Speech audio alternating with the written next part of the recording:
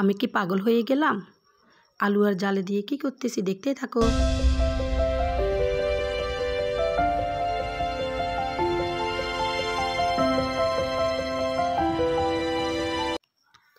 আসসালামু আলাইকুম ফ্রেন্ডস, সবাই কেমন আছো? আশা করি আল্লাহর রহমতে সবাই ভালো আছো। দূরে কিবা কাছে যে যেখানে থাকো, আশা করি ভালোই আছো। আজকে অনেক তাড়াহুড়োতে ছিলাম, যেহেতু সামনে রমজান চলে আসতেছে। চাচ্ছি একসাথে সবগুলো কাজ সেরে রমজানে ফ্রি থাকার জন্য। এই জন্য আজকে তোমার হরেক মালওয়ালা আসছে, তার থেকে 2টা বক্স নিলাম। তো এখানে 5 বাটিওয়ালা একটা বক্স, এটা তোমার প্রাইস নিছে 100 টাকা। আর ওখানে নিলাম তোমার বড় একটা বক্স, এটা হলো ম্যাজিক বক্স। এটার ভিতরে একের ভিতর 3, মানে 3 in 1। তো খুলে দেখি মাশাল্লাহ বক্সগুলো হেভি মজবুত ছিল। তো ওটাও তোমার 100 টাকা রেট পড়ছে। এদিক দিয়ে তোমার রসুন চুলে নিয়েছি, তারপরে বুট আর ডাল ভিজিয়ে রেখেছিলাম। এখন রসুনগুলোকে পেস্ট বানিয়ে নিলাম ব্লেন্ডারে। তারপর নিয়ে নিলাম তোমার ডালগুলোকে ব্লেন্ডার করে। এখন একে একে সাজিয়ে রাখতেছি।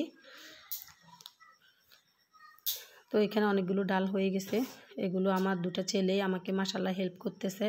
আমি ছোটোর থেকে ওদেরকে অভ্যাসটা করাচ্ছি, শুধু আমি কাজ করব, ওরা দেখবে। এতে তাদের মন মানসিকতা অন্যরকম হয়ে যাবে।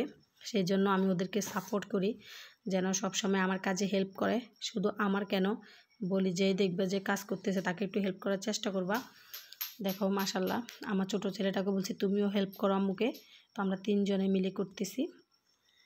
বড় ছেলেটা ডাল গুছিয়ে দিল আর ছোটো ছেলেটা বুট গুছিয়ে দিল। এখন বক্সগুলো লক আটকাচ্ছে একে একে। আসলে আমি মানি বাচ্চাদেরকে ছোটোর দেখে যেভাবে গড়ে ওঠাবা, তো সেইভাবে তারা মানুষ হবে। তো দুঃখ কষ্ট হাসি আনন্দ বেদনা সব কিছুর মাধ্যমে যদি বড় করা যায়, তাহলে কোনো পরিস্থিতিতে স্যাক্রিফাইস করা ওদের জন্য কোনো ম্যাটারই হবে না। তো কিছুটা ডাল আলাদা করে রেখেছি, এগুলো তোমার বিকেলে পেঁয়াজি করে দিব। আর এদিক দিয়ে দেশি মুরগির মাংস ভিজিয়ে চলে গেলাম ছাদে। পেঁয়াজ আর টমেটো কুচিয়ে নিলাম। ছাদ থেকে এসে দেখি মাংসগুলো হয়ে গেছে, বরফ ছেড়ে দিয়েছে। এদিক দিয়ে একটা মিষ্টি কুমড়া নিয়ে আসছি, ছোটো থাকতে খেতে মজা। আর এদিক দিয়ে দেখো আমি জালি, পাতিল মাজা যে জালি ইউজ করি আমরা, ওই জালিটা দিয়ে আলুটাকে যদি তুমি ঘষে নাও, মাশাল্লাহ তোমার খানিকক্ষণের ভিতরে, তোমার 1 মিনিটের ভিতরে 4-5টা আলু করা হয়ে যাবে। দেখতেই পাচ্ছ। তো আমার ছেলে ভিডিওটা করছে, ভালোভাবে করতে পারে নাই বাবাটা। তো যতটুকু সম্ভব হয়েছে তোমাদের সাথে শেয়ার করতে পেরেছি। তো দেখো মাশাল্লাহ আলুগুলো কি ক্লিয়ারভাবে পরিষ্কার হয়ে গেছে। একদম আমি ডুমো ডুমো করে কেটে নিয়েছি। দেশি মুরগির পাতলা ঝোল করবো আলু দিয়ে। আর এদিক দিয়ে রান্না বসিয়ে দিয়ে আসছি, এসে তোমার আলুগুলো পরিষ্কার করে নিলাম। মাংস অলরেডি কষানো শেষ, প্রায় 40% মতো কুক হয়ে গেছে। এরপর দিয়ে দিলাম আলু। আর এদিক দিয়ে আমার মাংস অতটা ভালো লাগে না, সেই জন্য তোমার কলমি শাক করলাম।